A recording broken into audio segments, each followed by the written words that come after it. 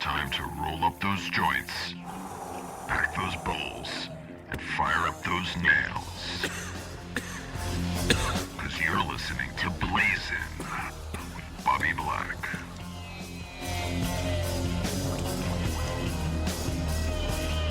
What's up, stoners and stonettes, and welcome to another episode of Blazin. I'm your host, Bobby Black. As I'm sure most of you know, cannabis use is now legal for all adults 21 and over in 4 U.S. states, as well as Washington, D.C. But of all those states, Colorado has been the one that has really led the way in regard to setting up a viable, rational model of how cannabis legalization should be handled. Regulatory, taxation, just creating an environment for this fledgling cannabis industry, this green rush, to really get off the ground and thrive. Now, when we say the cannabis industry, there's a lot of different businesses that fall under that umbrella. Naturally, there are dispensaries and retail shops, there are paraphernalia and smoking accessories, there are financial and security companies that service the cannabis industry. There's a whole plethora of businesses that one would include in this green rush. But of course, the core of the cannabis industry, the reason for all the others, is the cannabis itself. What we're talking about are the breeders and the growers of the best cannabis in the world. Their focus has not been just to earn as much money as they can, but to help the patients, to create the best genetics possible, and to conduct themselves with integrity and be an example for all those in the industry. And the man I'm about to speak to is one such person. My guest this week is the owner and proprietor of Rare Dankness Seeds based out of Denver, Colorado, one of the top cannabis breeders and growers in the country, possibly even the world, Mr. Scott Reach. What's up, Scotty? How you doing, Bobby? Thanks for having me on the show, man. Thanks for being on. So there's lots of exciting stuff to talk about. You've been around the block for a while now, winning awards with your various strains that you guys have developed, and now you have some new facilities you're working on out there as well. Tell me a little about what's going on in the world of Rare Dankness right now. Yeah, a lot of big changes for 2016. As people know that I was licensing Rare Dankness, some of our strains, and the usage of our name to a few companies, Green Man and River Rock, and for a few Colorado facilities over the years that we worked closely with. But what we were finding is ultimately when your brand is in someone else's hands, your reputation is also in their hands.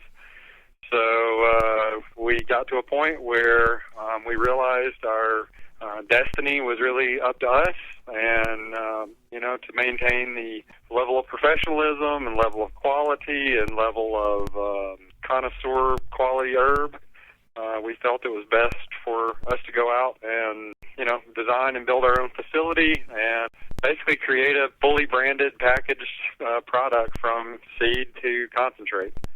Well, that's pretty impressive. So I've been hearing little bits about this facility for a while now. It sounds super impressive. Tell us a little more about it. You said it's like fully automated. Is that right? Yeah. I've been working on it for about a year and 2 months at this point. It is state of the art of a agricultural facility that exists in the United States. It uses a lot of Dutch-based horticulture and agricultural technology, from the environmental controls on your heating and cooling and lighting systems to dehumidification aspect and recycling of all your gray water, plant irrigation, and there's some amazing technology that's existed for 40 years, basically. And it just hasn't really been available to us as cannabis growers in the last, couple of years, when garnered some legitimacy as an industry, and now you have some larger agricultural companies actually. Cool. And so is this, would you say this is a green facility, no pun intended? Well, since it's indoor, we do have a bit of a carbon footprint. We're indoor because of the way the laws have kind of been written here in Colorado. You can't grow outdoor. You have to grow in a greenhouse facility if you're going to grow sun-grown here in Colorado. And then, there's only a couple of really good spots within the state that don't get, 6 feet of snow, through most of the winter. that are actually productive to put greenhouses. And, quite frankly, I don't want to live in Pueblo or Trinidad. So, I'm not ready to build a greenhouse facility here. So, what we did is we tried to build as a low carbon footprint as we possibly could by recapturing all the irrigation water, all the dehumidification water, the gray water within the facility gets recaptured, cleaned, recycled, sterilized, and it goes right back into our irrigation water. So ultimately it gets used on the plants. The big thing I see in the industry right now is salaries are going down, and it's basically based on lack of skill set through the employee base that's out there. So what you end up with is a lot of low-skilled workers doing really menial tasks, and no one makes a good living, and everybody's constantly having to compete with the guy next to him. So what we did is we tried to take a lot of the menial task type stuff and automate it, and then allow the employees that we will have to make really good living wages, full benefits, keep the employee number down, and make them more of a family and keep it a lot happier. Sounds like you're definitely setting some new high standards in the industry. It's up to us as industry leaders and community leaders or whatever. It's very important for us to look after our employees, look after our fellow community. Not only put out good products for the patient base that's out there, but if you want to be a good industry, man, whether you're, building cars or building bicycles or whatever, you got to take care of your employees. Sure. Did you ever, it's everything that's going on in the country with cannabis right now is so wild. I still never get totally used to it, and it's, it's continuing to change. It will continue to change. But did you ever imagine when you first started smoking weed or first started growing weed that you would be talking about being an industry leader or a community leader? No, not. You dream of it. You have those crazy stoned conversations with your bros about, oh man, one day when this is all legal, and you hope for it. But no, when it all started to kind of unfold in 2009, as the Colorado medical industry kind of came on board, I saw it as a chance to, just try not to be as afraid anymore. I have different fears now, of course.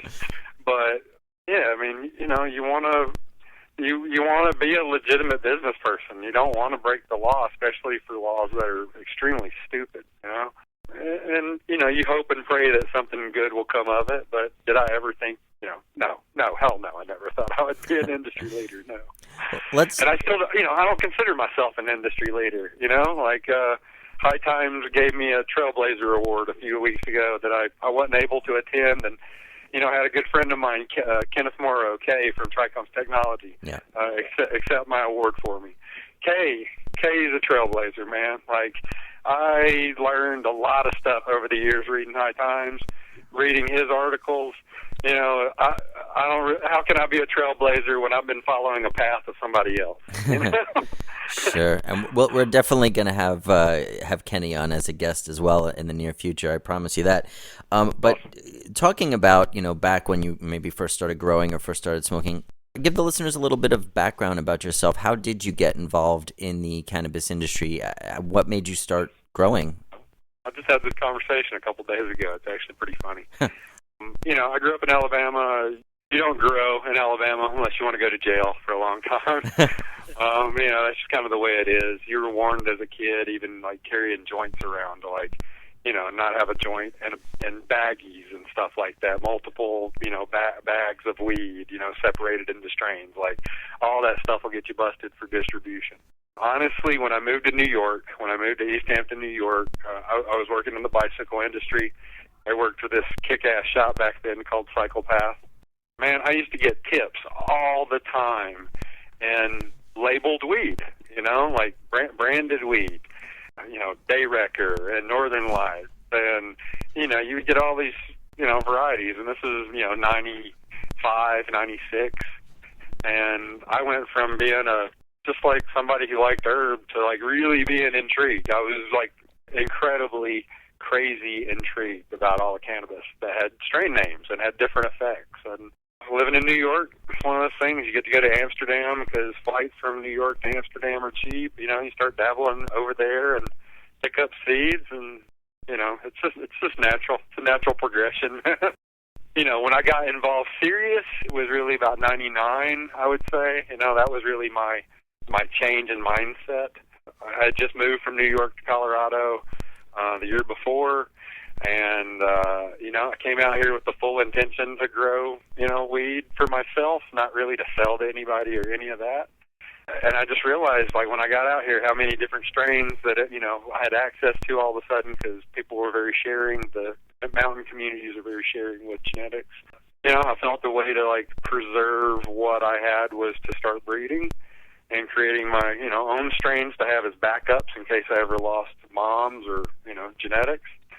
And then as a way to like pay it forward to the people who had helped me out here.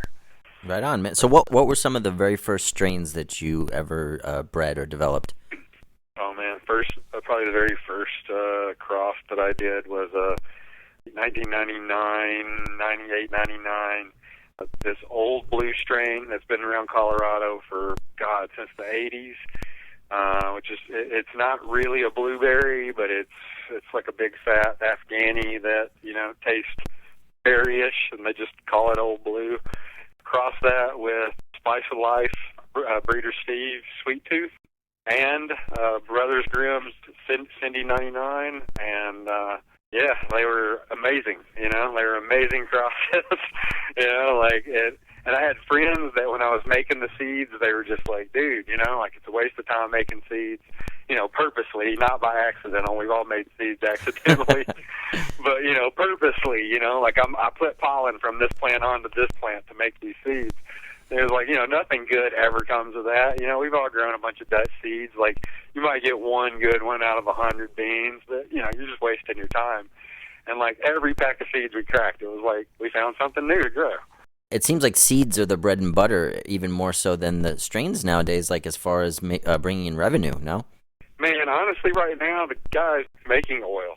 You're making oil, dude, you're freaking killing it. That was one of those, and it still is, it's one of those parts of the industries I haven't dabbled in. When people start talking closed loops and temperatures on their vac ovens, man, I glaze over, I don't get into that. I didn't do that even back then. Like, you dry sieved when your plants were done, or you made bubble hash, and then you got rid of that crap as fast as possible. You weren't thinking about blasting it.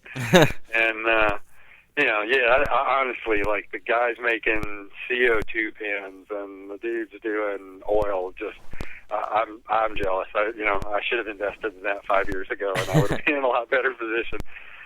Seeds are good in the fact that you get a lot of people giving you love back for just spreading the genetics, I honestly, I probably give away 2 packs of seeds for every pack of seeds I sell.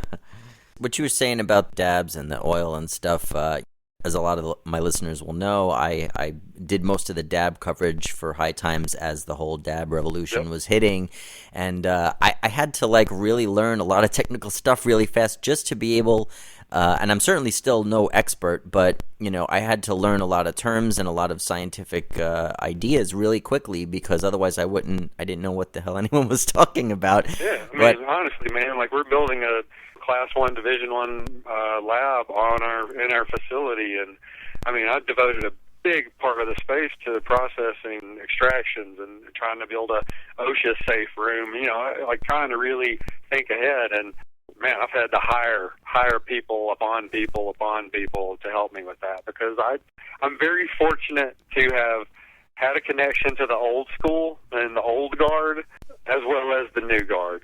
Like there definitely was a division that started, a revolution that started at some point around 2005, 2009, and I'm very fortunate that I kind of fall in between those two. But yeah, I'm still out of the loop when it comes to all the concentrate. I love smoking it, but like, you will not see me operating a closed loop machine ever. We'll hire people for that position. Sure. So how many strains at this point do you guys have in your arsenal, would you say? I retire stuff all the time, stuff that doesn't, just isn't popular, even though I might like it, or, it was a good whatever. Like, I retire crap all the time, you know? Like, there's no sense to, you know, in producing stuff, just produce it. That never is my gig. I always want to produce stuff that I want to grow, you know? Like, everybody's always talking about the customers are always right. Man, I do stuff for myself. You know, like, I feel like I'm the best customer ultimately, and if I'm going to like it, everybody else is going to like it. I'm my hardest competitor. So, you know, like in the strain thing, I think if you go on our website, there's probably 40-ish strains currently available. There's probably 28 to 30 of those. What are the most popular strains that you guys put out? Because I know like the Ghost Strain Haze is like always been super popular. Star Killer OG. You guys have had a lot of award-winning strains as well. So what are like the most popular ones? You hit them, man. Ghost Train kills it. Star Killer kills it. Scott's OG, Rugburn, Flow OG, Moonshine Haze, Grape Ox. How many cannabis cups have you guys won? So actual cups is 10 or so. You know, we've won a bunch of seconds and thirds, and you know, I don't really consider those winning. Well, it's it's still nice to hang up on the wall. If you ain't first, you last. What's the Ricky Bobby saying? Ain't that it? If you ain't first, you last. Man. That's right. When was your first cup? When did you first attend a cannabis cup? You know, I went to a cup back in the 90s, 96, 97-ish.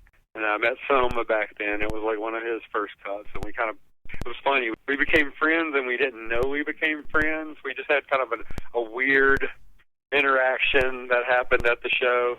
And then like 3 years later, we were talking online, and I was like, yo, man, like, I don't know if you remember this, but, like, at the 97 show, somebody bumped into you and knocked your plant over, and I was the one that stopped you from, like, kicking his ass. And he's like, oh, yeah, like, I totally remember you. And, you know, we've been friends for 16 years at this point, you know. And, like, I never thought going to a cup. I thought, hey, it would be cool to have one of those. Never thought that, you know, we would have our own cups. And it's an amazing thing to win that first one. I remember you can probably still find the video on YouTube. You go to the 2011 Cannabis Cup in Amsterdam when we won for Moonshine Haze, which I consider the moment that Rare Dankness really put itself on the map. You know, like, you can hear my excitement when we won that. Like, I screamed for 30 seconds of that video. You know, I'm proud of it. What makes me proud now is I don't have to compete. I haven't competed in a cup in, 2 years. All the awards we won the last 2 years, the 20-something awards we've won across the world in the last couple of years have been through people growing our seeds out. Oh, so you don't even need to, you just kind of sit back and you're like the puppet master. You just spread the genetics and watch everybody else. And that's the proudest, that makes me more proud than winning my own cups. I mean, I try to never ever toot my own horn, you know, like I don't really grow weed anymore. I get to grow seeds a lot, you know. There's only a very few small group of people that I get my personal stash from, you know, like I'm very particular about that. And when I get to grow like a few lights of my own personal stash and I have overage, I just give it out. I'm so proud of being able to like give my weed out and have my friends who, grow their own great weed, open up my jars and just gush over it. It makes me really proud to know that even after all these years, I haven't gotten complacent on that aspect of it. I still put a lot of effort into the dry, mature. I trim like a fucking horrible person, but I've always stated that. There used to be this term called the Colorado trim when everybody used to talk about how really shitty weed was trimmed in Colorado. Like, I started that. I'm responsible for that. Everybody trimmed their weed like California back in the 90s. When I moved out here, I was just like, fuck that, So I left it, trimmed, but, the sugar leaf on it. And that caught on, and, for over a decade, that was the popular way to trim out here. And when the, industry popped off and everybody had to, like, really step their game up, that went away. And it was kind of funny because everybody was like, you still get that if you ever get Scotch weed. Oh, man. So this amazing new facility that you're building, well, how much is it going to be able to put out, do you project? In the first year, it'll be spotty because you have to ramp up with your licenses and your patient count increases. So, like the building comes on in phases. There's like a phase 1, a phase 2. But once it's fully operational and it's fully running, if it produced 8 million grams of usable product a year, I'd be happy. Wow, 8 million grams. That sure sounds like a lot. Yeah, it does sound like a lot. And are you going to be producing pretty much all of your product out of one facility, or are you still going to have other facilities going other places? This is going to be the Colorado facility that is going to be the training grounds and the template for the multi-acre light depth greenhouse facilities we're going to be building into other territories. So when we're looking at California, we're looking at Vegas, we're looking at a couple spots on the East Coast. It's much cheaper to build on the greenhouse, per square foot. You can build a really sick greenhouse at about $70 per square foot, fully automated light depth, where an indoor setup could cost upwards of $200 or $300 per square foot if you did it super crazy. So it's for us though. No one in this country besides Eurofresh, which is down in Arizona, has the ability to run a multi-acreage greenhouse efficiently. And efficiency is how you pay employees well and keep your overhead down, and not stick it to your patients. We want to have the training grounds where you can come in, be fully trained in all the protocols and how the automation works and how our systems work, and then we send you out to wherever and you do your job. You mentioned earlier about the branded weed, and the people who develop and create strains have created brands that people trust. You guys are definitely among the top of those in my mind. But I'm just curious what you thought about the new trend that's coming out of like celebrity branded weeds and pre-roll joint packs and stuff. Do you see Rare Dankness getting involved in pre-roll joint packs and things of that nature, or celebrity? I have no intention on doing pre-rolls. My product base right now will consist of packaged branded flowers, packaged branded oils, straight varieties, and then mixes or blends of the oils. And then we are going to work with a few of the bigger edibles companies here within Colorado to basically become their main source product, so they don't have to deal with the pesticide recalls and contamination issues that a lot of them are having to deal with by sourcing from multiple sources. Also help standardize their products, and then we get to co-brand into those products.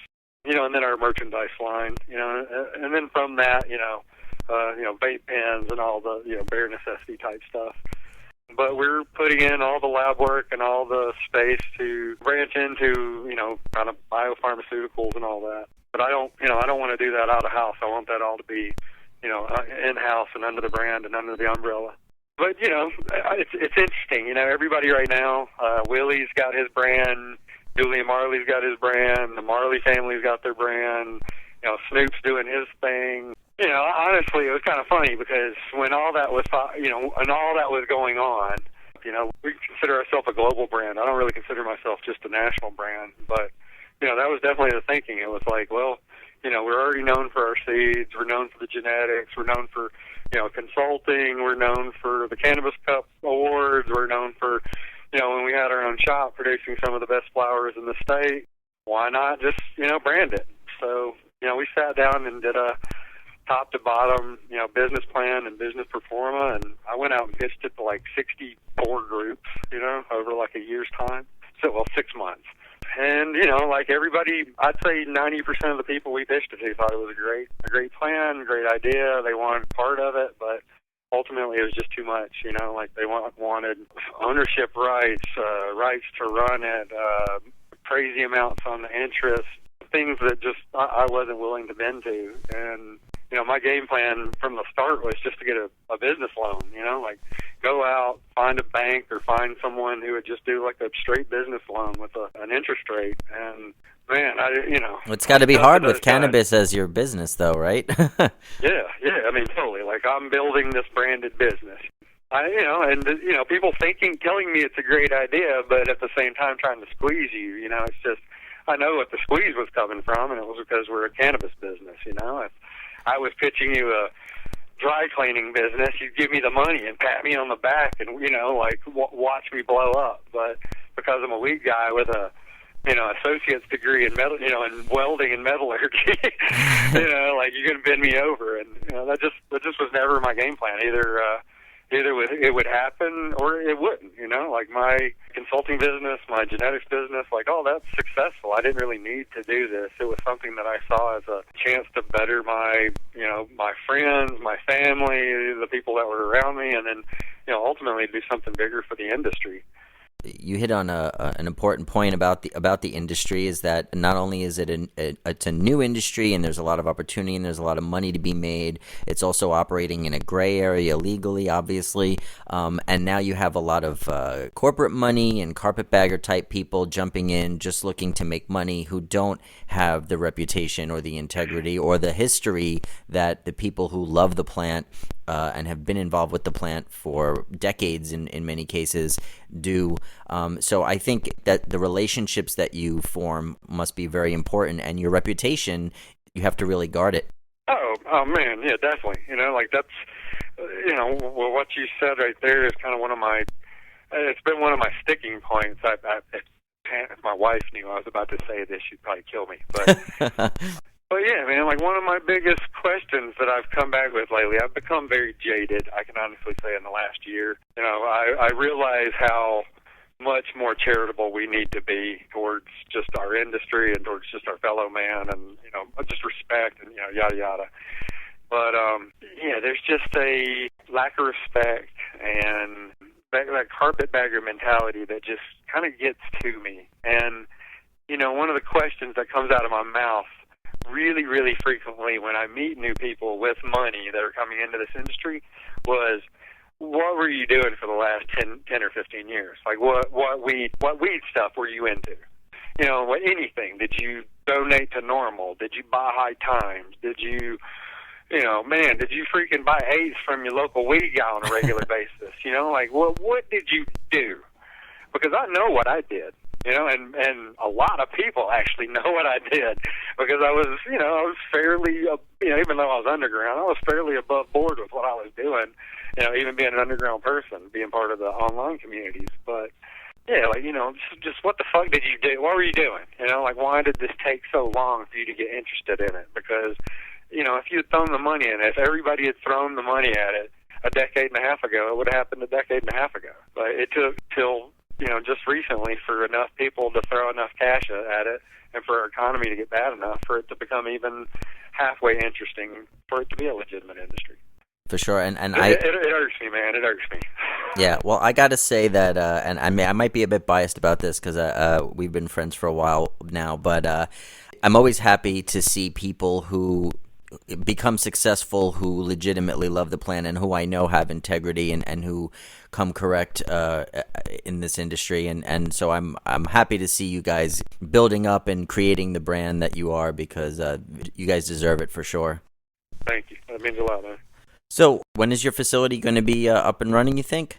We're shooting for March 1st. If it happens April 1st, it is what it is, but we've been working at it long enough. I can see light at the end of the tunnel. It's it's happening. And what about genetically? Like, what, you guys have any new strains on the horizon that you're developing?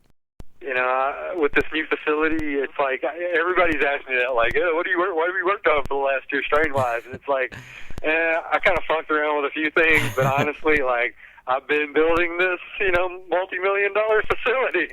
Yeah. Like my focus has been learning HVAC and learning, irrigation and engineering and, city code and, just crazy stuff that I never thought I would have to learn. But, genetically wise, like we're placed so well to be, just one of the top performers, because we have unlimited space. We have a huge plant count that we're now going to be working with, and it's just me and my wife, man. Like, there's no partners in this. There's no fingers in my honey pot and all that. It's just, it's like what we want to work for and what we want to develop, and the sky's the limit. Right on, man. Well, it sounds like you got your future set out nice and clearly for you.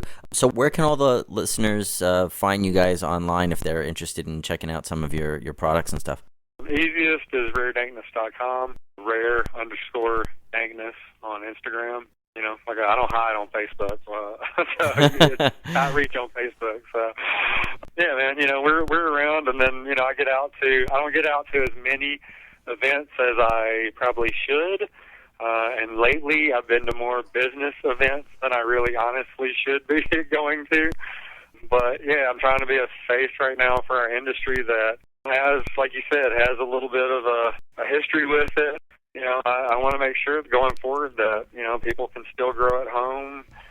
Patients still have the right to grow. I want everybody to have the right to grow this plant. You know, like, I don't want to see it rescheduled. Every time I hear somebody talking about reschedule, it drives me crazy. Like, just declassify it, man. Like, take it off the scheduling. Yeah. You know, if you want to regulate it on the commercial side, regulate the hell out of it. But, you know, people should still be able to grow a few plants at home. You definitely should be able to take care of yourself, take care of a couple of patients, and, you know, and then not come back to haunt you on legally, you know, criminally, financially, you know, none of that. Right on, man. Well, I wish you and Pam and your whole team the best of luck and all the success in the world. And thank you so much for taking time to talk to us today, Scott. Hey, no worries, Bobby. You have a good day, man. All right, that's all we've got for this week. I want to thank my guest, Scott Reach. I want to thank you guys for tuning in and toking up with me once again. Be sure to follow me on Twitter at Bobby Black, Facebook and Instagram at Bobby Black 420. Be sure to check out our Facebook page, Blazin with BB. Give us a like, leave us some feedback. Be sure to tune in again next week when my guest will be the Executive Director of the National Organization for the Reform of Marijuana Laws, Mr. Alan St. Pierre. Until then, this is Bobby Black saying, blaze on, brothers and sisters.